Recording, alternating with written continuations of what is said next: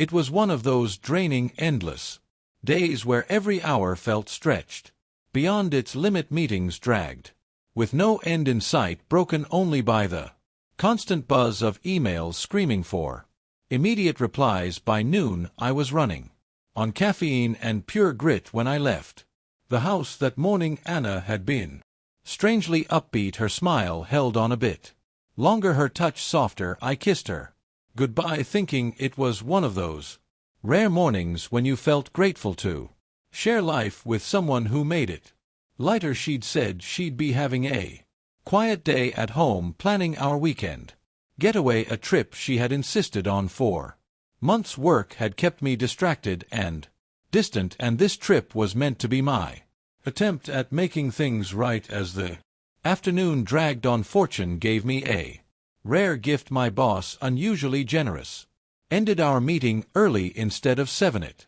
was just 5 p.m.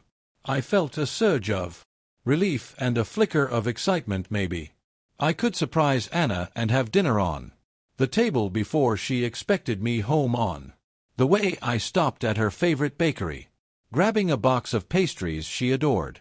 Anna loved thoughtful gestures like that, and I pictured her face lighting up when she saw them. The thought alone was enough to carry me through the traffic.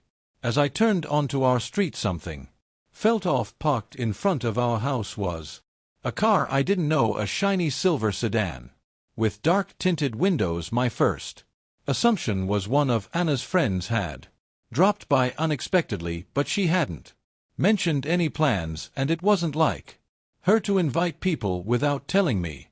Brushing off the unease, I pulled into the driveway, pastries tucked under my arm. As I neared the door, I noticed the living room curtains drawn shut. We never kept them closed during the day. The moment I stepped inside, faint music floated toward me. It wasn't Anna's usual playlist for cooking or cleaning. It was slower, softer, more intimate. My chest tightened, instincts prickling. I set the pastries down on the counter and edged toward the living room. My pulse quickened as I spotted 2 wine glasses on the coffee table beside an opened bottle of our best wine, the cork tossed aside next to an empty plate dusted with crumbs. I froze when I saw them. Anna was on the couch, her back partly turned, sitting beside a man I didn't know, tall, broad-shouldered, neatly dressed in a crisp button-down. His hand rested on the back of the couch, far too close to her. Anna was laughing softly, her cheeks tinged pink in a way that wasn't from the wine.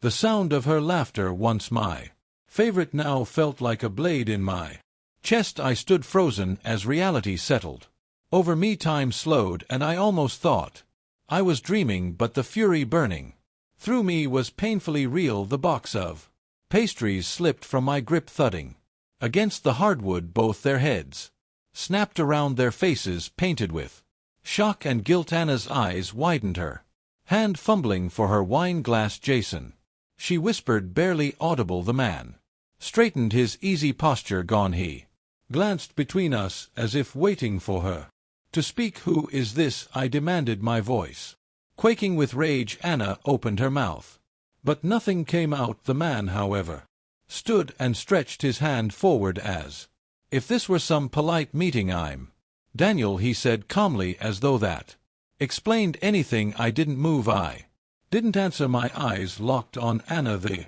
betrayal etched across her features, telling me more than words could. In our house, I finally managed, my voice heavy with disbelief. You brought him here? Her face crumpled, tears spilling. Jason, please, it's not what you think, she stammered, voice trembling. It's exactly what I think. I shot back, my fists tightening. You didn't expect me home early, did you? Daniel, shifting uneasily, muttered, maybe I should go. You think I spat, glaring at him. He grabbed his jacket and slipped out, leaving Anna and me in suffocating silence. My heart hammered in my ears as I turned back to her. How long? I asked, my tone low and deadly. Anna hesitated, wiping her wet cheeks. A few months, she whispered. I laughed bitterly. A few months here in my home while I was out working to give us a future. What were you doing? Rehearsing A new one with him, she sobbed, reaching